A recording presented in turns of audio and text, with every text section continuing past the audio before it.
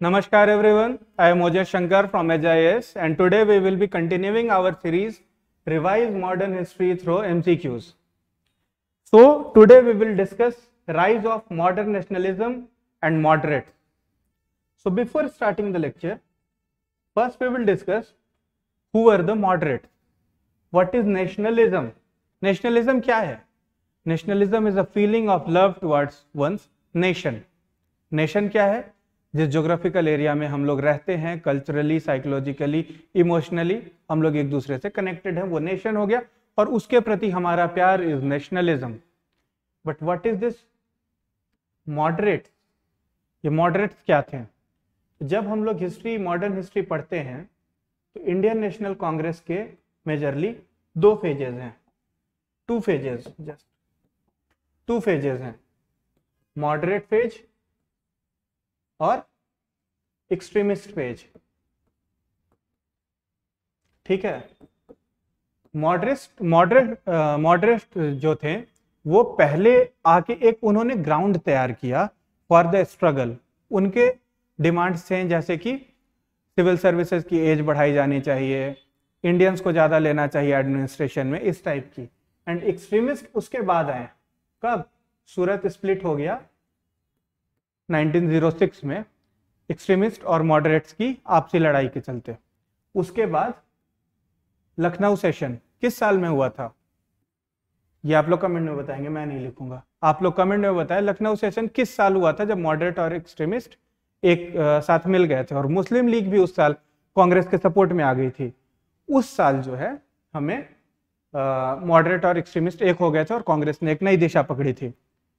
तो इन मॉडरेट्स का क्या रोल था, इन लोगों ने क्या क्या काम किए, किस तरीके से इनका रोल रहा है इंडिया के फ्रीडम स्ट्रगल में, आज हम लोग इस पे डिस्कशन करेंगे और कुछ क्वेश्चन सॉल्व करेंगे उसके बेसिस पे. Okay. So first question, with reference to Indian National Congress consider the following statements. It was basically a movement of upper and middle class western educated Indians in its moderate phase. अब फिर वही moderate phase की बात आई. Moderate phase मतलब 1906 में सूरत split और Lucknow session कब हुआ है? 16. Okay. At the time of formation of Indian National Congress, Lord Ripon was Viceroy of India. अब मैंने पिछले लेक्चर में कहा था इस टाइप के क्वेश्चंस आते हैं कि आपको एक स्टेटमेंट दे दिया जाएगा कि इस इवेंट के समय ये वाइसरॉय थे, गवर्नर जनरल थे, इसलिए आपको गवर्नर जनरल और वाइसरॉयज के टेन्योर में होने वाले इंपॉर्टेंट इवेंट्स याद होने चाहिए. Okay. Third statement, first session of Indian National Congress was attended by 720 delegates from across the country. अब क्या 720 डेलीगेट्स फर्स्ट में थे? देखिए, नंबर्स में हमेशा गलती करने की कोशिश एग्जामिनर करता है, तो हमें इस स्टेटमेंट को तो सीधे गलत काटना है. तो हमारा ये हो गया खत्म, सी ऑप्शन. अब हम या तो यहाँ पे या यहाँ पे, तीन ऑप्शन पे हम लोग आ चुके हैं. ठीक है. तो क्या ये एक अपर क्लास और मिडिल क्लास का मूवमेंट था? ये मास मूवमेंट बन गया था क्या इंडियन कांग्रेस मॉडरेट्स के टाइम पे? नहीं बना था ये. ठीक है. तो सिर्फ मिडिल क्लास के लोग, जो पढ़े लिखे इंटेलेक्चुअल्स का एक ग्रुप कहा जाता था.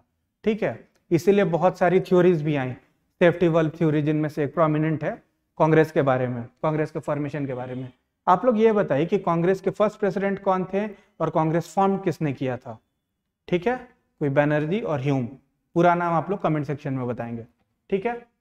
आईएस यहाँ डिटेल में लिखा हुआ है, इसलिए मैं ये स्लाइड दिखाऊंगा नहीं. अगर आपको स्लाइड्स चाहिए तो you can join our Telegram channel. Okay. Second question, with reference to prominent leaders of moderate phase of Indian political movement consider the following pairs.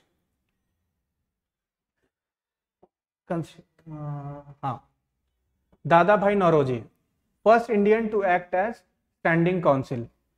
W.C. Banerjee founded Indian National Association which later merged with Indian National Congress. Gopal Krishna Gokhale co-founded Madras Mahajan Sabha. अब इनमें से कौन कौन से लोगों का सही है? इंपॉर्टेंट पर्सनालिटीज वाले लेक्चर में मैंने कहा था कि कुछ इंपॉर्टेंट पर्सनालिटीज हैं जिनके बारे में डिटेल्स आपको पढ़नी है. उस लिस्ट में इन नामों को भी आप ऐड कर लेंगे. गोखले, डब्ल्यू.सी. Banerjee and Dadabhai Naoroji. दादा भाई नौरोजी और गोखले जी तो बहुत इंपॉर्टेंट है, because Gokhale ji is political guru of Mahatma Gandhi, and Dadabhai Naoroji जी इन्होंने कौन सी बुक लिखी थी? Drain of wealth. Okay, drain of wealth के बारे में इन्होंने कहा था. Okay, correct option is D, none of the pair is correctly matched. सारे लोगों का कोई भी पेयर करेक्टली मैच्ड नहीं था वहां पे. Question number 3. अब यही वाला ऑप्शन है, हम लोग उसी तरीके से चलेंगे. पहले चेक करेंगे कि इन दोनों में से कोई गलत हो रहा है कि नहीं हो रहा है. अगर नहीं हो रहा है तब हम लोग ए और बी स्टेटमेंट के बारे में, ए और बी ऑप्शन के बारे में सोचेंगे. तो first, the Indian council act of 1892 was one of the achievement of moderates of the Indian national movement. This act decreased the size of legislative council and also decreased the proportion of non-officials in them. क्या ये बात सही है? तो नहीं, दूसरा वाला statement जो था वो गलत स्टेटमेंट था. The act increased the size of legislative council and also increased the proportion of non-officials in them. Non-official members बढ़े थे, घटे नहीं थे, इसलिए स्टेटमेंट 2 रॉन्ग हो जाता है. जैसे ही स्टेटमेंट 2 रॉन्ग हुआ तो सिर्फ एक ही ऑप्शन हमारे पास बचता है, जो कि है option number C. Okay, now question number 4. Consider the following statement. Holding ICS exam in India along with England to allow more Indians to take part in the administration. Implementing strictly the Arms Act of 1878. Third, increase spending on the army. Fourth, separation of executive from the judiciary. Fifth, development of modern capitalist industries in India. How many of the above statement correctly reflect the aims and demands? क्या है? correctly, incorrect नहीं पूछा जा रहा है. क्या पूछा जा रहा है? correct पूछा जा रहा है. of the moderates of Indian National Congress. अब moderates के डिमांड क्या थे?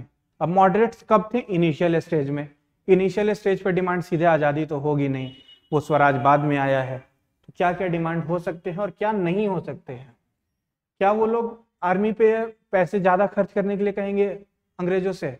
Will they ask that you feed your army more on our money? एक तरफ when Dadabhai Naoroji is writing about drain of wealth, will he tell that you should spend more on army? I don't think so. ये statement तो सीधे हमारा गलत हो जाता है. थर्ड, तो थर्ड जैसे ही गलत हुआ तो ऑल 5 तो होगा नहीं हमारा, अब ऑल 4 या ऑल 3 या ऑल 2 होगा. ठीक है, तो